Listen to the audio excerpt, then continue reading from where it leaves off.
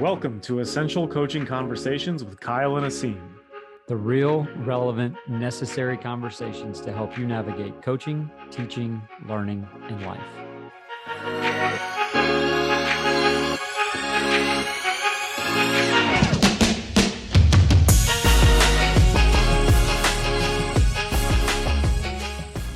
Here we are back again. Episode 17, my friends. Episode 17 of Essential Coaching Conversations with Kyle and Asim. Kyle, how are we doing today? Doing fantastic.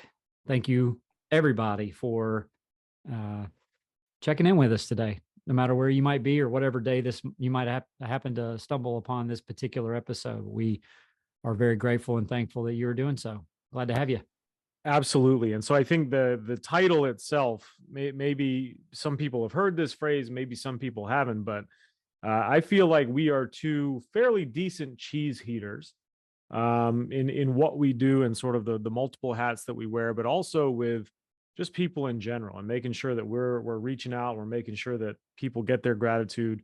And hopefully this episode is somewhat timeless. We're going to try to make it timeless for you so you can keep coming back to it, because I think heat the cheese is not just a phrase, but it's a very sticky reminder of a lot of different things that need to be done and a lot of different ways things can be done.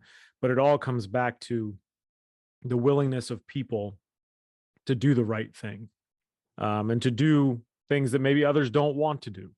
And so we'll get into all of that today, but definitely want to share some gratitude for our new listeners, for our returning listeners, people who just support the mission that we're on to affect exponential generational change through coaching, through education, through coach education, all three separate things, and just working as allies for coaches and educators and people all over the world who want to make this a better place. So with that being said, I'm going to jump right into this phrase of heat the cheese. Kyle, do you want to tell the story of where heat the cheese came from? Yeah. So on our first year, I suppose, after we started Essential Coaching, and we had our OGs, as we like to call them, the hashtag EC fam. And we were having these couple calls a week with our group, and eventually, just sort of naturally, organically, they sort of broke up into these groups. And so we had a Tuesday night group, a Thursday night group, et cetera. And real good friend of mine, going back years, we just goes by Bubba, tells us a story one night when we were on one of our Thursday night calls. So quick little shout out to our Thursday night group of OGs. Y'all know who you are. And this is really a conversation in character, is basically what we're talking about. And if you're not familiar with how we define character, it's the consistency of our positive habits. One thing that we constantly talk and teach about is making the next best decision. And a lot of people, you're faced with choices, right? Constantly. And so the overall conversation was on character in our programs. And Bubba shared a story. It was a friend of his, so it's kind of a friend of a friend story. And this guy went to a movie theater and goes to the concession stand, like you do at a movie theater, and wanted to eat some nachos, and walks up to the counter, orders, drink, popcorn, and says, I'd like some nachos, please. And the girl behind the counter said that they couldn't sell him any. And he was like, why not? And her answer was three simple words: cheese be cold. And he kind of looked at her like, what do you mean, the cheese be cold? And she was like, the cheese be cold. And so he's okay, well, can you heat it up? And she looked at him and she said, it's not my job. It's not my job to heat the cheese. Somebody else is supposed to do that. I just do this. And there was actually another guy behind the counter. He turns to him and says, hey, I'd like some nachos, please. And he was like, sorry, we're out. We don't have any right now. The cheese is cold. And the guy was like, look, there's a microwave right there. Like, just, I don't care. I'm starving. I'll pay the $9.50 for nachos. Just put it in the microwave, heat it up. Like, I don't care. And they wouldn't do it because it wasn't, quote unquote their job. And so Bubba is telling us this story, and he's doing a much better job telling it than I am right now. But and it was sort of tongue in cheek, but we instantly were like, you know what, cheese be cold, that would make a great hoodie. And so we all stopped what we were doing. A scene got on our product website, and we created this hoodie that's just obnoxiously hideous with a piece of cheese with snowflakes on it. And on the back, it says hashtag heat the cheese. We'll throw a link in the show notes so people can see that. But that phrase and that hoodie of cheese be cold has sort of taken off kind of in EC circles. And we get pictures and we see people, wearing the cheese be cold hoodie or t-shirts kind of all over the country now. And people will text us and they'll tell us their stories of them heating the cheese. And so this little story of, two people not willing to literally just put some cheese in a microwave to sell the nacho, to make the sale, because the cheese be cold.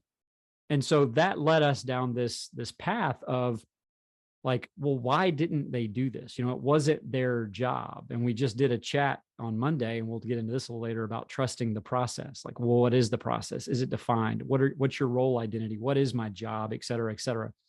And the whole goal is to perform, to get the job done. The whole goal in that instance was to sell the nachos, to make the sale. And it doesn't matter if that was your job necessarily or spelled out. And so, and again, Bubba's doing a really great job sort of articulating this as a junior high coach and teacher, that, hey, if there's a job to be done, it's our job.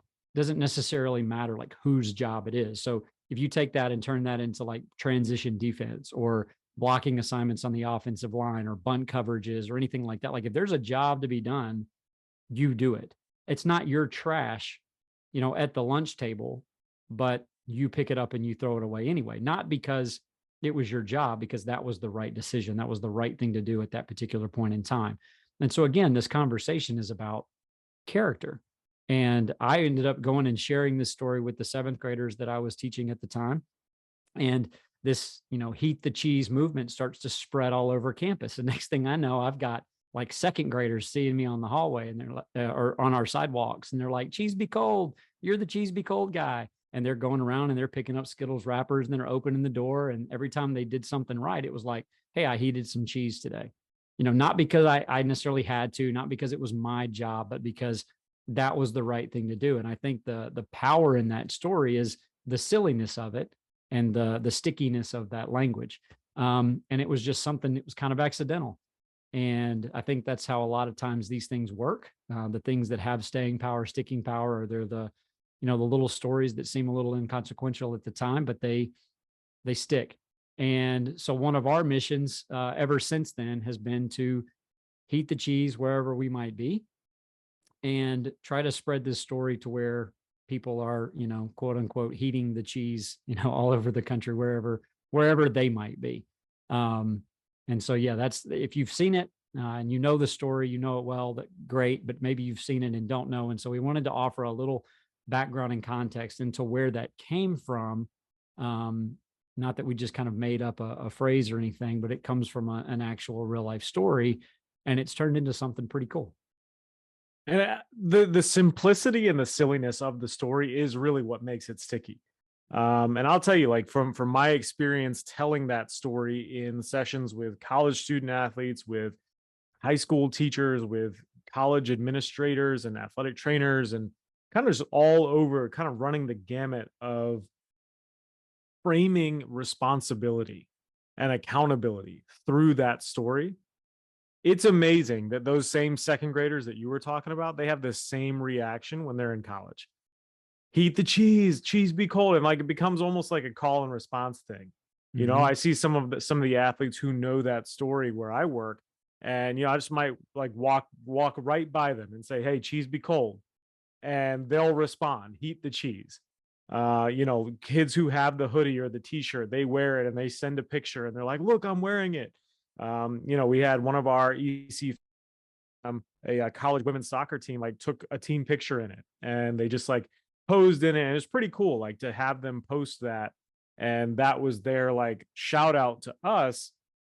And it sort of became a rallying cry of, yeah, it might not be my quote unquote job to be the one that rotates down on defense. But I'm going to tell you what, I'm going to rotate down because I noticed something and I'm going to go heat the cheese anyway, even though it might be detrimental in the long run. I have to do this so that we can save this goal right now.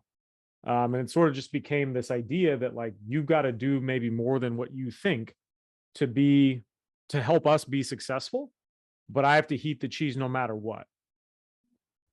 I think it's also interesting when we talk about heat the cheese and like sort of the overall impact that has on a collective program. Um, it's very easy to find out who's not heating the cheese and who's unwilling to heat the cheese.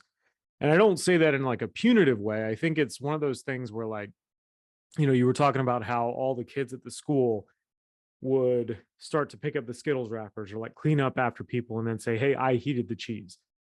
I think one of the things that's really unique about this approach, as opposed to saying like, do more than your fair share or everybody picks up trash and like sort of making these like big, bold, grandiose statements of like, you have to do more.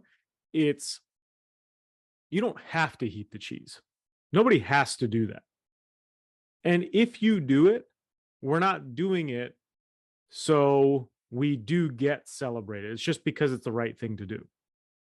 And I think when we're thinking about do the right thing because it's the right thing to do, this is just like an easy, sticky, fun way to say that that has so many applications both on and off the playing surface. And I think like, you know, when we also came up with that definition for character, the repeatability or consistency of your positive habits, I think that was actually born out of this conversation, um, or maybe vice versa. I don't really remember that the timeline of it, but if you think about it, this idea that like where the character part came from was in a conversation about like help side defense. And if we're actually going to help, we've got to help outside the paint, right? With our foot on the baseline, like making sure they can't just keep going or get that drift pass or whatever it is. And when we explain, like, you have a player who may not do that every time, it doesn't mean they're a bad player or a bad kid. It's just that they're a low character basketball player. But we want to get to that like 8 out of 10, 9 out of 10, 10 out of 10 times. Now we have the consistency of that positive habit. In that moment, they are a high character basketball player. And so relating then like cheese be cold. Well, the cheese is cold because we keep getting beat on the baseline. Who's going to heat the cheese and actually put their foot on the baseline? And I think it's one of the easy ways to make a point to players and to coaches and to anybody. You don't have to be special to heat the cheese. You can be a regular, everyday person, just like the person who was behind the counter at the movie theater. You could just be you, and all you have to do is heat the cheese. Find some cheese to heat and heat it. To say like it's not my job to put out the balls before practice. It's not my job to put the baskets down. It's not my job to sweep. It's not my job to set up the clock. Well, somebody better heat the cheese and do it. Right. And so we can take that sort of expectation of doing more and then the penalization if you don't. It's funny, like the whole quiet quitting phrase, right? It's not quiet quitting. You're just working to your job description. But everybody thinks, oh, I got to do more, got to do more, got to do more, got to do more. This sort of is a neutral phrase, right? Heat the cheese. You can do it if you want to. Doesn't mean you're bad if you don't do it, but there's value in doing it. And we're going to celebrate that value. Yeah, and I think that it's not just a character conversation, but then it's a leadership conversation as well, because you're talking about influence. And so why does the second person behind the counter not heat the cheese? Well, because the other person didn't do it either, right? And it just takes sort of that one that does it first. And why all of a sudden is there no trash at lunch? Because one kid at the lunch table picks up their plate or picks up somebody else's plate. And maybe they're the popular kid or the athlete or the, you know, the one that's sort of the ringleader of that group. And if their friends see that particular kid do it, now they all do it. And it only takes one or two times before that habit starts to form. And next thing you know, we're not dealing with the trash issue at lunch anymore. And I don't know about you, but if you've ever worked lunch duty before, especially if you've ever worked lunch duty in junior high, trash is an issue. It's a major issue. Oh, I remember. Yep. And your cafeteria workers and your janitors, their job is not to clean up your mess. Their job is to ready the room for the next group, but it's not necessarily their job to leave for to clean up your intentional mess. And that's, again, that becomes a bigger conversation that we have with our students, is like, you make a mess, like they're there to help you, let them know or whatever, but it's not their job to come behind you and make everything tidy again. Like, it's your job to take care of your business. And the lunch ladies, again, they get behind that and they're like, Coach, hey, Coach K, kids were eating the cheese today. Like, there was no lunch. Like, it was great. And then if they're not, then it was like, hey, the cheese is cold in here today. We've got a couple kids not doing what they're supposed to do. But then it also becomes this, this a very almost kind of playful and non-confrontational way to say, hey, I need you to take care of your business. So I'm not yelling at you for not doing your job. I'm just reminding you, hey, that there is some cheese in the room that is cold that needs to be heated, and somebody needs to go take care of this. Instead of walking in and saying, hey, I've told you 1,000 times, pick up your plate and throw it away or you're all going to be in trouble. It just becomes this, hey, cheese is cold. Somebody has a chance to play hero. And guess what? People love being the hero. You've got an opportunity now. It's not something that you have to do. It's something that you get to do. And now all of a sudden you're the cheese heater in the room. And they sort of wear this with a badge of honor. And what's been really amazing is we kind of have seen this trickle up from the kids and the students and the players up to the adults. And again, if you teach and if you coach, this is probably something that's not, I'm not saying anything new to you here, but on every campus, there are a group of people that are I just want to make you aware people. Okay. And you're laughing now because I'm going to go ahead and mute my mic because I'm going to laugh through this entire segment of when you talk about this. I can't. So let's say you coach basketball at the local high school. Okay. Somewhere in your school is a math teacher, an English teacher, a librarian, an administrator, somebody that's well-intentioned, but they come to you constantly with their problems, and they just want to make you aware that your point guard isn't handling their business in math. I want to make you aware that your quarterback has not turned in their last 3 English homework assignments. I just want to make you aware that your star track sprinter was tardy to class 2 days this week. And they're looking at you like you're supposed to do something about it, that you're supposed to heat their cheese, that you're supposed to handle their classroom management. When in reality, they're kind of telling on themselves and saying, hey, I don't have the relationship that you do with this particular kid. I need you to step in and help me here. And in some ways, this is a credit to you. In some ways, this is a compliment to you because you do have that relationship with that player. Or maybe they just think that they're terrified of you because you control the one thing that they care about most in the world, and that's their playing time. That's their opportunity to shine on the floor or the field or look good in front of their friends or whatever. But these just want to make you aware people on campus. What essentially they are doing is saying, hey, we don't sell nachos here because the cheese be cold. And I don't have the ability or the authority or the want to do it myself. And I need you to come in here and do it for me. And again, now it's an opportunity for us, like, okay, I don't come to you, math teacher, and complain to you that my point guard turned it over 7 times. It's not your job to fix how they read the defense. Like, I'll coach them to do this, but I need you to sort of math them up, English them up, in your particular classroom. But there are opportunities all throughout a campus, an organization, a team, a program, a community, a society, whatever, that are full of I just want to make you aware types who want you to come in and do the job for them, essentially. And then you're faced with a choice. Like, okay, I'm going to step in and I'm either going to do this, I might be able to help. And again, like, I think some of this can be seen as a credit and an opportunity to say, hey, yes, I know you've put the work in with this particular person and they'll trust you. Can you help me here? And it might be a reasonable, legitimate kind of cry for some help here. But at the same time, you also know who the people are who just can't handle it or they don't want to do their job and they're asking you to do it for them. And I think so. So you bring up a good point. I think that's where there's levels or concentric circles, maybe, or like if you're imagining like, a tower of some sort, there's foundational things and then there's like higher level things of where Heat the Cheese comes into play. And so like the just make you aware people, I think we all know who those people are on our campuses.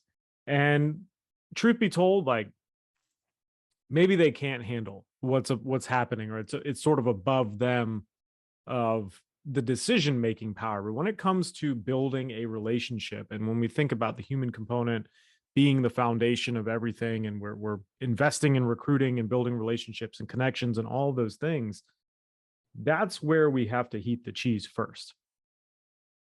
Right? We can't even have somebody else heat our cheese or do any of those things if we're not taking the time first and continuously to heat the cheese in building those relationships. And so a great example of that is in the recruiting process, right?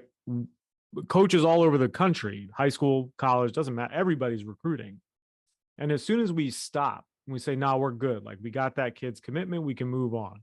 Or, "Yeah, that kid over there like is never a problem and we don't ever have to worry about them. So we're going to put in all of our time on the kids we do have to worry about."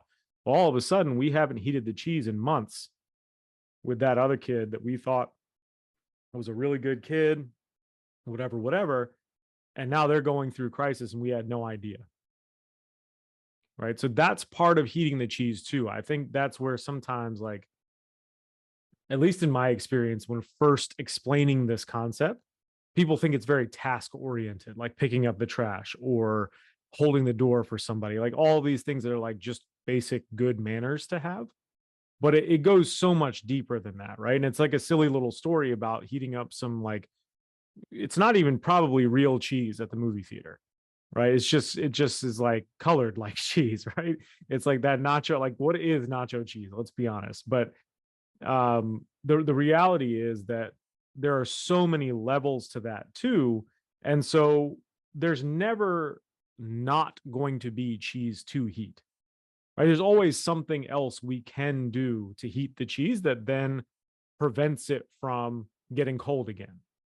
And we continually have to keep this burner on, because as soon as it goes off, that cheese starts to solidify and it's no longer edible with those nachos, right? As if we're using the same analogy. And so my question to the coaches that are listening, to the educators that are listening, whoever, is thinking, like, not even a question, but like think about whether those burners are all on or not, right? With the multiple cheeses that you have to heat on a daily basis. Who do you need to connect with? How do we need to recruit these people to ensure that they can make the next best decision? And so I think what this ends up helping with, and this is something that, I'll shout out Kip Ione again. I got to spend some time with him in his program a few months or a few weeks ago. And one of the things he talked about with his guys was becoming a better noticer. And it was exactly the heat the cheese conversation, but through the lens of his teams of men work.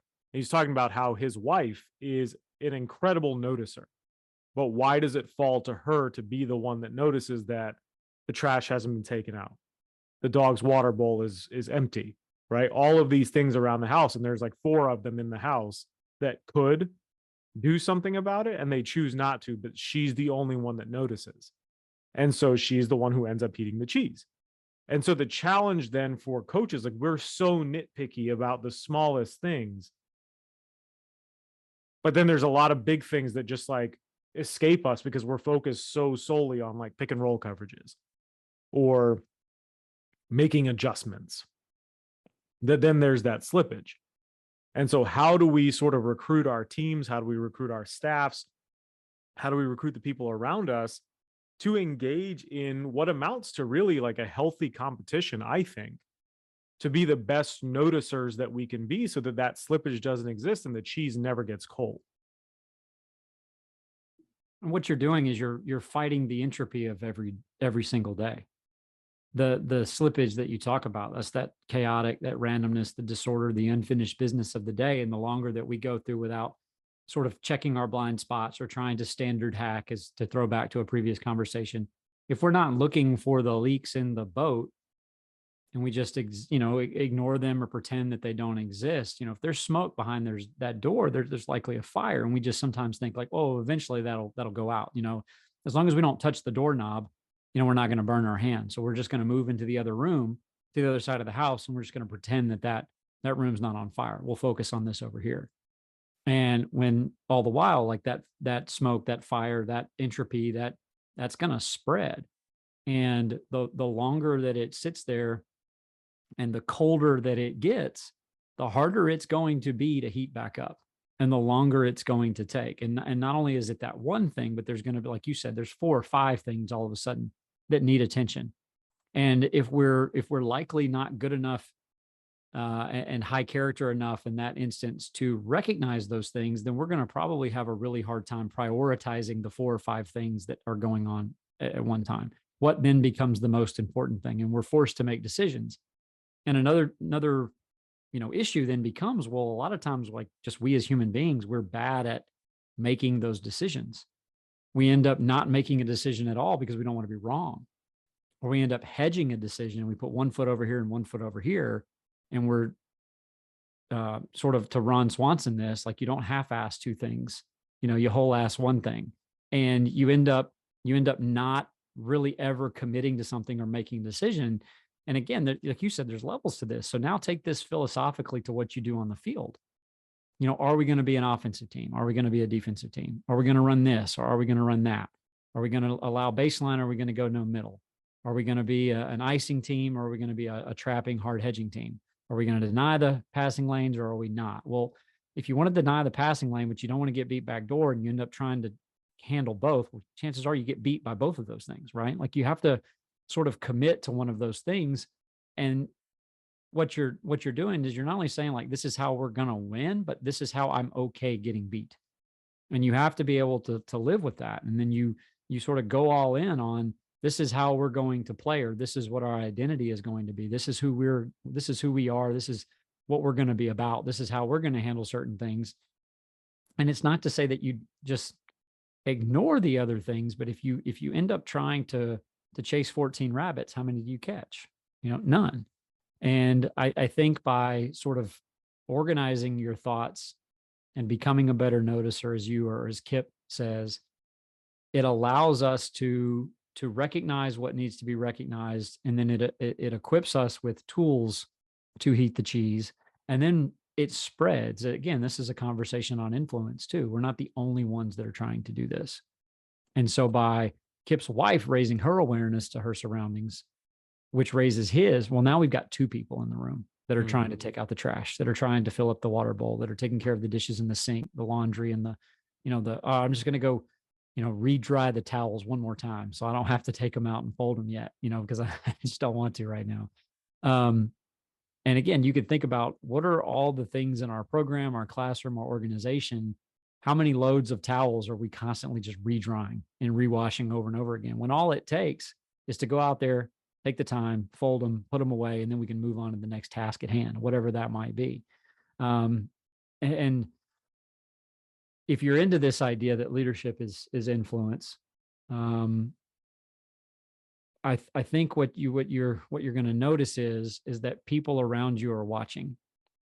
People around you are paying attention to you and to other people, and the folks in the room are smarter and more perceptive than what you give them credit for. Your players, your students, are smarter and more perceptive than what you give them credit for. And we are the chief environmental creating officers. And so what we do, what we allow, is what's going to trickle down, and they notice this stuff. So if we say do this, but we then in turn don't model it, they're eventually going to figure out that they don't have to. And they're going to find out what they can get away with, and find out what, they can act like they're doing this over here, but they're really not doing it over there. And that's just more entropy that we're inviting into the system. And the more that it creeps in, the harder it becomes to sort of clean that mess up, if you will. Yeah, and the cheese just keeps getting colder and colder at that point. And so I think this then morphs this conversation, not really morphs it, but evolves it from the stickiness of this phrase and how it applies and sort of what it is, where you can take it, to really this idea of like trusting the process, which we just had a chat on this week. And one of the things, and we're not going to get into the chat as much because I want to try to stay on the topic of heating the cheese and how that applies, but what cheese we are trying to heat is literally our process. What are the things that are important to us? How are they important to us? And how much are we willing to put forth, whether it's a little bit of work or a lot of bit of work, to actually make sure the cheese stays warm and that we are consistently able to do that over and over and over again, AKA our team's character. And so when we're talking about trusting the process, I think we fall into this trap of the power dynamic of like, well, you should just do what I tell you to do because that's the process. And more often than not, you're probably going to have pretty good kids in your program, and you're going to have kids that are pretty compliant and will do what you say as a coach because that's what they've been instructed to do. Every now and again, you get some knuckleheads and you get some kids that will ask why, or they'll be maybe a little bit oppositional. That's okay. But and we had this generational conversation the other day, but I think the time has passed where coaches now can no longer prey, on good kids and their well-intentionedness and expect the process to just continue. And those kids should just be expected to allow that process to take as long as it needs to take without real explanation or without actually knowing what cheese to heat. And so I think that comes down to a couple of things. I think it comes down to specificity. It comes down to the RACA process, so reflection, awareness, clarity, and alignment. And you see how all of these things are related. So all of these EC-isms are all related. So if we're not heating the cheese, we're not really RACAing what we're trying to do. If we're not RACAing what we're trying to do, then we're not going to have the clarity and alignment for players, coaches, whatever, to trust whatever process is being espoused. Because here's the reality, and I think this is a place where I'm going to pause after I say this so that you can think about it. Nobody is trusting just a process. They are trusting you, and thus they trust your process.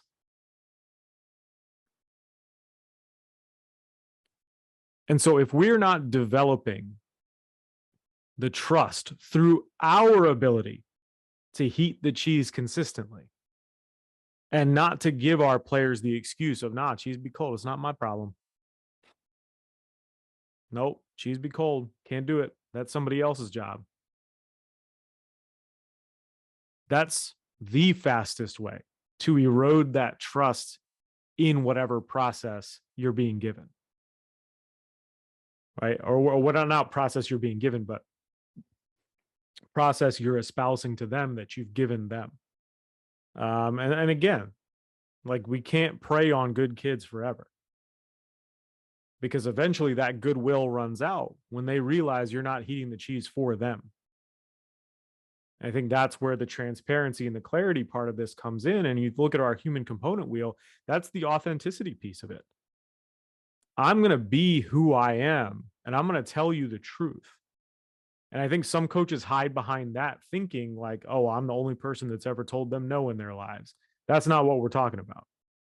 What we're talking about is leveling with these young adults and saying, hey, this is the reality that we're facing. Here are the conversations that I've had. This is what I'm trying to do for you. And not making people feel bad that you're trying to do something for them, but saying like, hey, help me heat the cheese in this way. This is going to be our process. And this sort of then leads into the vision stability episode that we're going to record soon, right? If they don't trust you, or your vision is constantly changing and your process is constantly changing, the more instability there is and the more sort of lack of reflection that is happening, the harder it's going to be for them to trust your process, and the harder it's going to be for them to want to heat the cheese in that process. And that's where you run into some of that entropy. You run into some of those just issues of perception of maybe laziness or perception of complacency, or that kid just doesn't work that hard. Well, I would invite you to reconsider that, because I think if we're assigning blame to kids for not working hard, maybe they do share some of that, but I think it's very likely they don't know what to work hard on. They don't know how to heat the cheese or what cheese to heat. And it's up to you as the coach to be able to explain that to them in a way that gets them to trust your process. Because if people do trust that process, by and large, they are going to jump in with 2 feet. But to expect them to jump in with 2 feet without any of those things, just because they are wearing a jersey, I think that's sort of a fallacy of coaching. Maybe some coach speak in there, that really doesn't work anymore. I don't know if you agree with that, Kyle.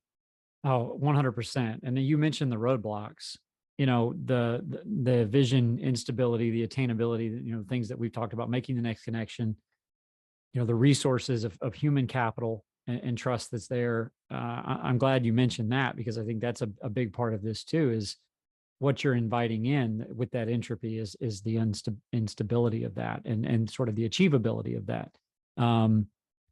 And if you want people to trust your process, they're going to be more likely to trust their process, our process. And the more that we invite them into that. And so then we talk about the good, better, best of buy-in versus investment versus ownership. The more likely that they are to own that process and be invested in the creation of that process, the more likely they are to trust it because it's theirs. But they're not going to have the opportunity to create and own that unless you trust them to do that, and vice versa. And so again, it's complex over complicated, right? Like, it's not complicated to let people in and have a share of that ownership, but it is very complex because now we're dealing with more people. But if we're trying to not just have success for one particular day, one particular great week of practice, one particular winning season, but we want to do this over the long term, then we sort of have to get in with the messiness and complexity of dealing with human beings. Because over the course of 4 years that they're in your program, you just touched on this, like eventually they're going to smell the BS. They're only going to put up with the, hey, do this because I told you so, for so long before they can figure out what they can and can't get away with. That's your culture taking over. People want to talk about culture all the time. Well, the culture is what we do here. Well, for a lot of people, the culture is, this is what your kids have figured out they can get away with because your climate isn't handling its business every single day. The next best decision, the everyday, the now, the perception of how your kids view what it is y'all do every single day, that business isn't being handled. That cheese isn't being heated. And if we're just, as you said, PREY, preying on the niceties of the kids, then again, we're telling on ourselves. We are doing the bare minimum for the players in our program because we're expecting just to get by on who they already are, who they are when they walk in the room. But yet, how did we get the job? We said we were going to influence them. We said we were going to turn them into better people, into the leaders of tomorrow. But yet we just sit here and we fall back on who they already are as freshmen. And chances are, if they were good kids as freshmen, by the time they're seniors, we still view them as that good freshman. But what we don't realize is they figured out what they can get away with, and they're half the person that they were because we haven't poured into them like we said we were going to. And we think that they're good, but we don't have the relationship with them anymore to know kind of where they're skating, where they're sliding. But we think that we've got such a great relationship with them because of who they were 4 years ago. And we haven't kept up with that over the course of time, kind of the recruiting piece that you were talking about earlier, that we don't realize just how far we've grown from that particular player or that particular employee or that student. And in some instances, we don't get 4 years. If you're on the pro level, you might be with somebody for 10 years. But if you're talking about your, ninth grade social studies classroom, you've got 9 months with that particular kid. But that particular small society is in its entirety 100% of that life cycle. So all of these things are, again, they're not mutually exclusive. They're not siloed. They are together. They are complex. But it comes down to that trust that you're talking about. We're not trusting a process, we're trusting a person. And if I don't trust you, the person, then there's no way I'm going to trust your process. And I'm more likely to stick to my own process. And if, again, we've talked about this quite a bit, like if you're looking at, portals and transient nature of coaches moving and all this and that, then like there is no process to be trusted. They jumped into that particular program because of maybe who you were, or the process that we were selling. But if come to find out the process that actually exists is not what you were pitching them, then they're moving on to the next one. And that's the issue with buy-in, because as soon as I buy something, I can turn right around and I can sell it. Or if I buy one product, I'm going to turn right back around. I'm going to buy the new model. And we end up getting stuck in this cycle over and over and over again that becomes extremely difficult to break generation after generation. And so I say all that to say this. Now we're back to our mission statement, creating exponential generational change. And had an opportunity to,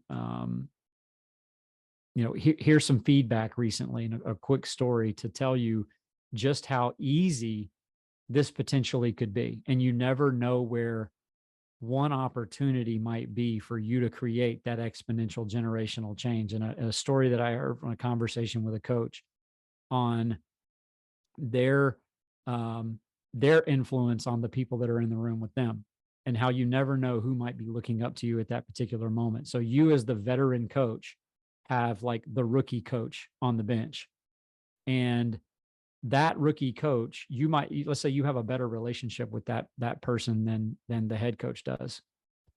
You have an opportunity as that particular mentor in that moment to directly influence, not just that person now, but potentially affect and influence how that coach affects their players for the next 40 years. And so a story that we got from some coaching friends of ours was a situation just like this, where not trusting what is happening in a particular program at the moment, you as the coach, you've got to determine, like, how am I going to handle that? And you have to wrestle with those demons all by yourself, right? Like, you've got to figure out how you're going to handle that. But you also need to understand that that younger coach in the room is looking to see how you handle that. And so whether or not you feel like you can handle it in the particular cheese that you might be heating, there is somebody in the room that's looking to see how you handle it and how you're going to do it. And that directly will influence them when it's their turn in that particular chair or that particular situation. And that one conversation, that one text message, that one meeting, that one ride home, that one whatever, those words might lay heavy on their heart and raise their awareness, their noticeability factor, as Kip's wife would probably say, to where the next time they're in that situation, it allows them to know, hey, you know what? I need to treat this a little bit differently, or I need to heat some cheese in this moment where typically I wouldn't. And that one moment might right then and there affect that coach the next 40 years that they coach, and touch the lives of countless numbers of athletes. Whereas if it goes the other way, we get stuck in that same cycle over and over and over again.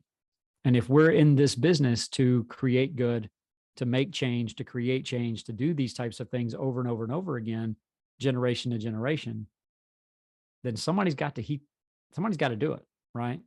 And you might think, well, this isn't that big of a moment. This moment won't make that big of an impact. But as this particular coach was reminded of recently, sometimes it's the unassuming moments that are the biggest and most impactful on anybody's life. Just like some silly little story of not wanting to heat some nachos at a movie theater might turn this movement into this rallying cry of where people are going to do what they're supposed to do, not because for fame or recognition or anything like that, just simply because it was the right thing to do.